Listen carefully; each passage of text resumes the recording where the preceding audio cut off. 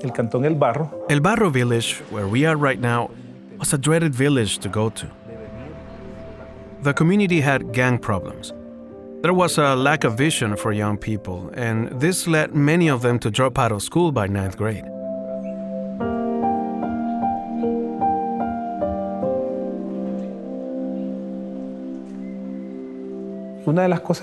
We noticed that people in the community would meet every week, but the gangs in the area would also come here and hide from the police.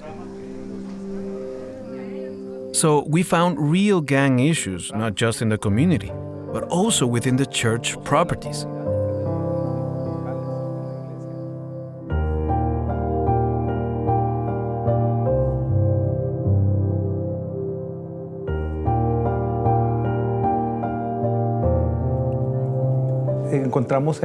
New Life Church was a church that had been divided, a church where the children were neglected and ignored.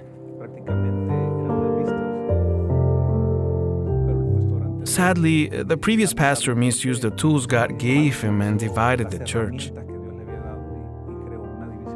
The church division had consequences, and they had to close the Child Development Center.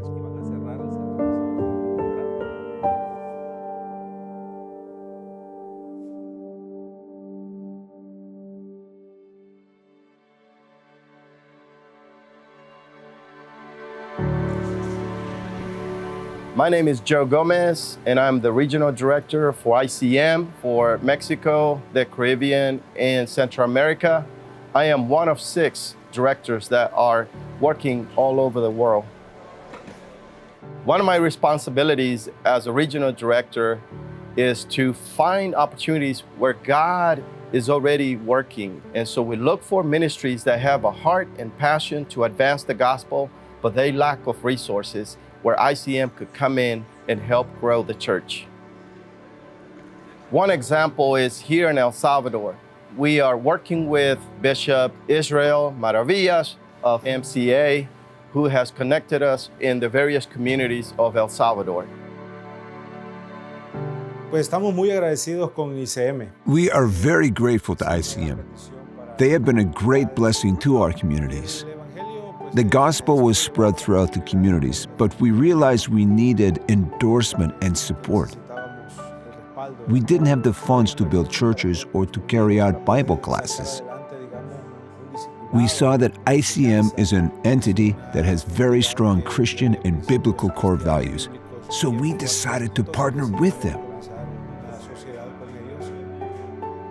It's important for us to have accountability, transparency, and we do that by doing site visits, checking on the construction, and checking the reports. It's not just about sending the funds that the partners need, but when we come alongside them and we work with them, encourage them, and pray with our partners, it takes it to another level. ICM has provided spaces for hope to thrive, for us to develop the disciples of our Lord Jesus Christ. At ICM, we look for projects that will make a huge impact in a community. That's why we chose the project for Pastor Pacas. We found out that their child development program was about to shut down, and we were not going to allow that to happen. In 2008, we were praying for the Lord to help us in our moment of crisis. That was when ICM came into our lives. They proposed that we build a Hope Center, which we accepted with great pleasure. It was a challenge to build the Hope Center, but the community was part of this blessing. Some people donated labor. We counted around 25 to 50 workers, including young people who came to help. It started with the classrooms. Some people might say a building is just a place, but in reality, it led us to more child development opportunities. We were able to bless 150 new children in this project. After the Hope Center was built, we partnered with New Life Church again to build a sports complex to work with the children through the sports program. Through their sports complex, they've been able to expand their feeding program and are feeding more than 500 children in the community. One of the things we want is for the children to have a new beginning and that they don't repeat the bad patterns of their parents.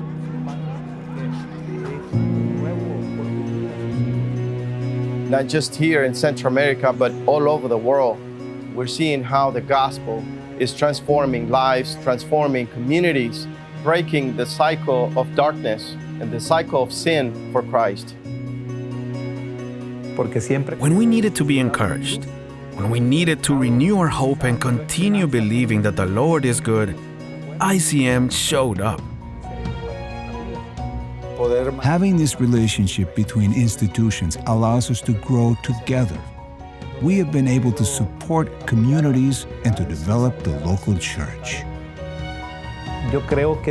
God has brought together people who share the same heart to do ministry. In this place, evildoers met to plan evil. And now we meet to do good.